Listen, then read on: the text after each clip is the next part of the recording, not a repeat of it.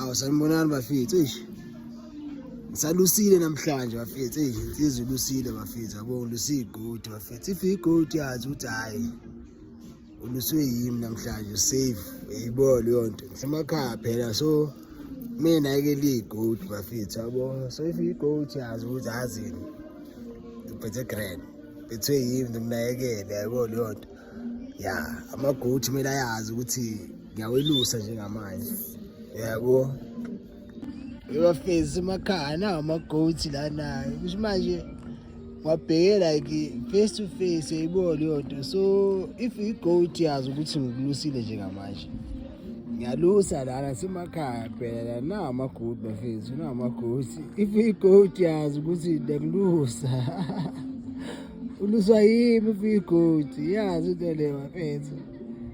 Ngilusa amagodi ngila emakhaya. If igodi lana kwezigodi ezila ngiyakulusa njengamanje.